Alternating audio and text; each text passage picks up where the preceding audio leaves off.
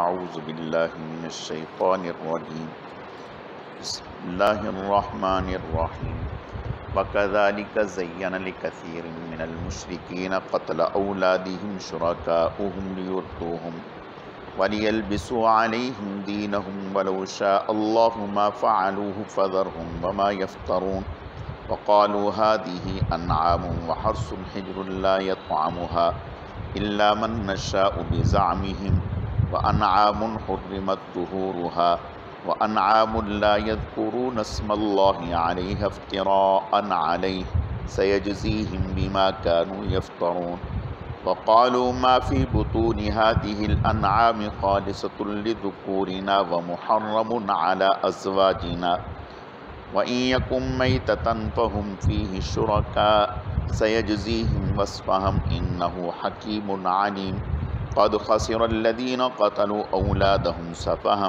بغير علم وحرموا ما رزقهم الله افتراء على الله قد ضلوا وما كانوا مهتدين۔ اور اسی طرح مزین کر دیا بہت سارے مشرکین کے لیے ان کے شریکوں نے ان کی اولاد کے قتل کو، تاکہ وہ انہیں ہلاک کر دیں اور ان پر خلط ملط کر دے ان کے دین کو، اور اگر اللہ چاہتے تو وہ ایسا نہ کرتے۔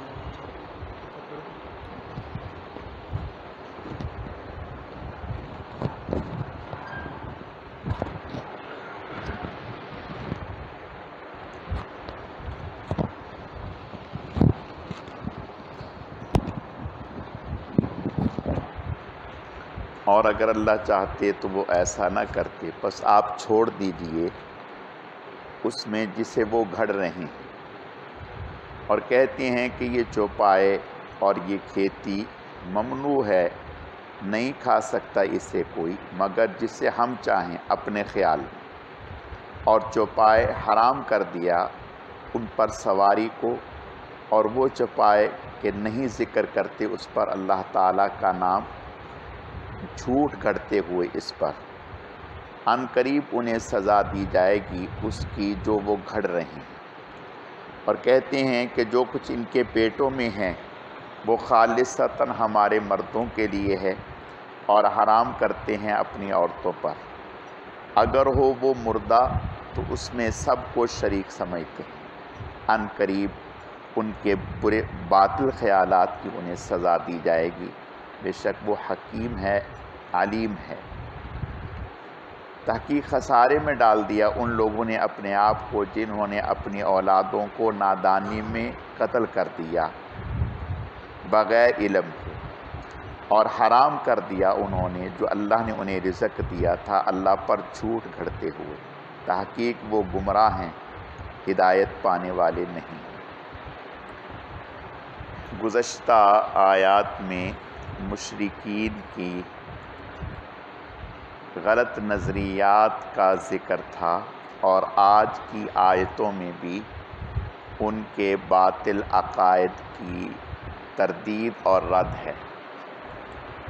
گزشتہ آیات میں اللہ پاک نے یہ ذکر کیا تھا کہ مشرک جو تھے وہ اپنے اناج میں سے، اپنے غلے میں سے، اپنی آمدنی میں سے 3 حصے مقرر کرتے، ایک حصہ اپنے لیے، ایک حصہ اللہ تعالیٰ کے لیے، اور ایک حصہ اپنے باطل معبودان کے لیے۔ جو تو اللہ تعالیٰ کا حصہ مقرر کرتے اسے وہ مسافروں پر ادھر ادھر خرچ کر دیتے، اور جو اپنے باطل معبودان کے لیے حصہ مقرر کرتے اسے ایسے مجاور جو ان بتوں کی دیکھ بھال کر رہے ہوتے ان پر خرچ کر دیتے، انہیں دے دیتے، اور ایک حصہ اپنے پاس رکھ لیتے۔ پھر اللہ کا حصہ اگر اللہ تعالیٰ کے لیے جو متعین کیا ہوتا اس میں سے بتوں کے حصے میں چلا جاتا تو نہ نکالتے، کہتے کہ اللہ غنی ہے، اور بتوں کے حصے میں سے اگر اللہ تعالیٰ کی طرف چلا جاتا تو اس کو نکال لیتے، کہتے کہ یہ تو بیچارے کمزور ہیں۔ تو آج کی آیتوں میں اللہ پاک فرماتے ہیں کہ ان مشرکین کے لیے ان کے جو باطل عقائد ہیں، یعنی بتوں کی پوجا کرتے ہیں، عبادت کرتے ہیں، تو شیطان نے ان کے لیے ان کے اعمال کو مزین کر دیا اس طرح سے کہ یہ اپنی اولادوں کو قتل کرتے ہیں۔ اگر شیطان کا ان کے لیے یہ عمل مزین کیا ہوا نہ ہوتا تو کوئی عام سا انسان بھی ایسا سوچ بھی نہیں سکتا کہ اپنی اولادوں کو اپنے ہاتھ سے قتل کرے، اور یہ اس برے عمل کو کر رہے ہیں۔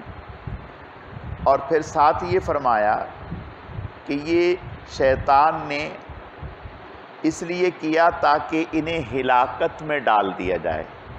دنیا کی ہلاکت تو یہ ہے کہ اپنے ہاتھوں سے اپنی اولادوں کو قتل کر رہے ہیں، اور آخرت میں جہنم ہے۔ اور ساتھ ہی فرمایا کہ شیطان نے ان پر دین کو، اللہ تعالیٰ کی عبادت کو غلط ملت کر دیا، یعنی ان چیزوں کو وہ ایک دین سمجھ کر اور اللہ تعالیٰ کی رضا اور خوشنودی سمجھ کر کے کرتے ہیں۔ اس سے بڑی ہلاکت کیا ہوگی؟ اللہ تعالیٰ فرماتے ہیں کہ اگر اللہ چاہتے تو وہ ایسا نہ کر سکتے، لیکن اللہ پاک نے اپنی قدرت کاملہ سے انسانوں کی تخلیق سے پہلے ہی کچھ کو جہنم کے لیے اور کچھ کو جنت کے لیے اللہ پاک نے متعین فرما دیا۔ اب ذہنوں میں یہ بات آئے گی کہ جب اللہ پاک نے متعین فرما دیا تو اس میں کسی کا کیا عمل دخل ہے؟ حضرت علی رضی اللہ تعالیٰ عنہ سے کسی نے تقدیر کے بارے میں پوچھا کہ تقدیر کیا ہے، تو حضرت نے فرمایا اپنا ایک پاؤں اٹھاؤ۔ اس نے اٹھا لیا۔ فرمایا دوسرا بھی اٹھاؤ۔ کہا یہ ایسا تو ممکن نہیں۔ فرمایا اتنے تم جو ہے وہ آزاد ہو اور اتنے تم جو تقدیر میں جکڑے ہوئے۔ یعنی اللہ پاک نے انسان کو عقل بھی دی ہے، فہم بھی دیا ہے، اور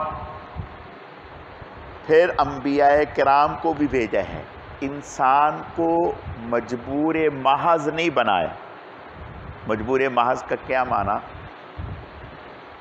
کہ آپ آنکھ بند کر لیں کھول نہ سکیں، اس کا معنی ہے آپ مجبور ہو گئے۔ آپ کھولے ہوئے ہیں بند نہیں کر سکتے، اس کا معنی آپ مجبور ہیں۔ آپ بول سکتے ہیں، سچ بھی بول سکتے ہیں، جھوٹ بھی بول سکتے ہیں۔ تو اللہ پاک نے قدرت دونوں دی ہے اور عقل بھی دی ہے۔ ایسا نہیں ہے کہ عقل نہیں دی، عقل بھی دی ہے۔ پھر انبیاء کرام کو بھی بھیجا، پھر معجزات کو بھی بھیجا دیے، پھر دلائل بھی دیے۔ اب انسان جو ہے جو اعمال کر رہا ہے وہ اپنے اختیار سے کر رہا ہے۔ ایسا نہیں ہے کہ کسی نے اس کا ہاتھ پکڑ کر کے، شیطان بھی اگر کوئی کام کروا رہا ہے تو ایسا نہیں ہے کہ وہ ہمارا ہاتھ پکڑ کے کہے کہ بھئی آپ چوری ضرور کریں، نہیں چوری کریں گے تو گن پوائنٹ سے آپ کی جو ہے وہ جان لے لی جائے۔ نہیں، وہ ہمیں ایک وسوسہ ڈالتا ہے کہ بھئی آپ یہ کر لیں، اس میں آپ کے لیے یہ فائدہ۔ شیطان وسوسہ ڈالتا ہے تو اللہ تعالیٰ کے فرشتے بھی ہماری نیکی کی طرف ہمیں متوجہ کرتے ہیں۔ اور انسان جو ہے، حدیث شریف میں آتا ہے کہ انسان کے ذہن میں نیکی کا خیال آتا ہے تو یہ اللہ تعالیٰ کی طرف سے ہے، اور اللہ تعالیٰ کی طرف سے فرشتے بندے کی مدد کرتے ہیں نیکی کا خیال۔ برائی کا خیال آتا ہے تو شیطان کی طرف سے ہوتا ہے، شیطان کی طرف سے۔ اب یہ نیکی کا خیال اور برائی کا خیال اچھے کو بھی آ رہا ہے اور برے کو بھی آ رہا ہے، یعنی پڑھے لکھے کو بھی آ رہا ہے، ان پڑھ کو بھی آ رہا ہے۔ دونوں میں اللہ نے استعداد رکھی ہے، حق بات کو قبول کرنے کی بھی اور برائی کو قبول کرنے کی بھی۔ اسی کو اللہ پاک نے قرآن پاک میں دوسری جگہ ذکر فرمایا، فَأَلْهَمَهَا فُجُورَهَا وَتَقْوَاهَا۔ ہر انسان میں اللہ نے دو طاقتیں رکھی ہیں، خیر کی طاقت بھی رکھی ہے، شر کی طاقت بھی رکھی ہے۔ اگر صرف شر کی طاقت ہوتی، خیر کی طاقت نہ ہوتی، تو پھر یہ انسان کہہ سکتا تھا یا اللہ پاک میرا کیا قصور ہے، میرے اندر تو خیر ہی نہیں تھی۔ یہ جو کہا جاتا ہے نا کہ انسان کی عبادت جو ہے وہ فرشتوں کی عبادت سے بڑھ کر ہے، فرشتوں کی عبادت سے بھاری ہے، بڑھ کر ہے۔ وجہ یہ ہے کہ فرشتوں میں گناہ کا مادہ ہے ہی نہیں، وہ گناہ کر سکتے ہی نہیں، وہ غلط بول نہیں سکتے، غلط دیکھ نہیں سکتے، غلط خیال انہیں آ نہیں سکتا، تو ان میں تو خیر ہی خیر ہے۔ جس انسان میں اللہ نے اسے جوانی بھی دی ہے، حسن بھی دیے ہے، وسائل بھی دیے ہیں، طاقت بھی دی ہے، مواقع بھی دیے ہیں، ایسے موقع پر حسن کے ہوتے ہوئے، وسائل کے ہوتے ہوئے، جوانی کے ہوتے ہوئے، گناہوں کے بھرپور ماحول کے ہوتے ہوئے وہ اپنے آپ پر کنٹرول کر رہا ہے، اپنی آنکھ پر کنٹرول کر رہا ہے، اپنے کان پر کنٹرول کر رہا ہے، اپنے دل پر کنٹرول کر رہا ہے، اپنی جوانی پر کنٹرول کر رہا ہے، تو فرمایا اس کی پرواز فرشتوں سے اونچی ہے، اس کی پرواز فرشتوں سے اونچی ہے۔ نبی نہ کہے کہ میں نے بد نظری کی نہیں، نبی نہ کہے کہ میں نے بد نظری کی نہیں، تو اس کا کیا کمال ہے، اس کے پاس طاقت ہی نہیں ہے۔ اگر بہرا کہے کہ میں نے کبھی گانا سنا ہی نہیں، تو اس کا کیا کمال ہے، اس کے پاس طاقت ہی نہیں۔ تو اللہ پاک نے انسان کو خیر کی طاقت بھی عطا کی ہے، شر کی طاقت بھی عطا کی ہے، عقل بھی دی ہے۔ عقل کا تو عالم یہ ہے کہ دنیاوی معاملات میں، کاروبار میں اپنے نفع کے سودے کرتا ہے، نقصان کے سودے نہیں کرتا۔ جب وہاں اس کی عقل کام کر رہی ہے، وہاں نفع نقصان کو سمجھ رہا ہے، کھیتی میں، کاروبار میں، تجارت میں، فیکٹری میں، دیگر چیزوں میں اپنی عقل کو کام میں لاتا ہے، نفع نقصان کو سمجھتا ہے، گھاٹے کے سودے نہیں کرتا، تو یہاں اپنی عقل کو کیوں استعمال نہیں کرتا؟ تو اللہ پاک فرماتے ہیں کہ ہم نے قدرت تو دونوں کو دی ہے، لیکن بعض لوگ جو ہیں وہ اپنی صلاحیتوں کو جو ہے وہ ختم کر بیٹھتے ہیں، اور ان کی استعداد والا قبولیت والا جو برتن ہے وہ الٹا ہو جاتا ہے۔ گلاس کو الٹا کر دیں، آپ 1000 کوشش کریں کہ پانی اس میں ڈال دیں، پانی نہیں جائے گا اس میں، سیدھا ڈالیں رکھیں گے تو پانی اس میں چلا جائے گا۔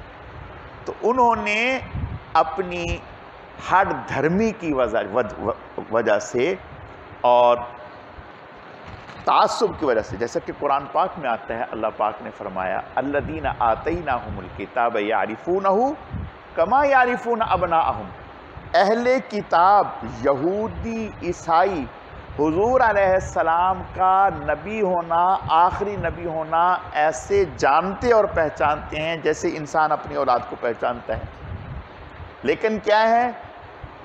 حسد، کہ ہماری لڑی میں سے کیوں نہیں، اسحاق علیہ السلام کی لڑی میں سے کیوں نہیں ہے، اسماعیل علیہ السلام کی لڑی میں سے کیوں آ گئے، بس اس وجہ سے اب وہ نہیں مان رہے۔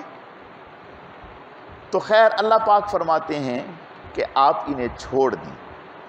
آگے فرمایا کہ اسی طرح یہ مشرکین وہ اپنے چوپایوں کے بارے میں اور کھیتی کے بارے میں طے کر رکھا تھا کہ بھئی یہ ہمارے عورتوں پر حرام ہے اور مردوں کے لیے حلال ہے، اور پھر بعض جانوروں میں اگر بچہ پیدا ہوتا اور وہ بچہ جو ہے وہ زندہ ہوتا تو کہتے یہ مرد کھا سکتے ہیں، عورتیں نہیں کھا سکتی، اور اگر بچہ مردہ پیدا ہوتا تو کہتے یہ دونوں کے لیے صحیح ہے، مرد بھی کھا سکتے ہیں اور عورتیں بھی کھا سکتی ہیں۔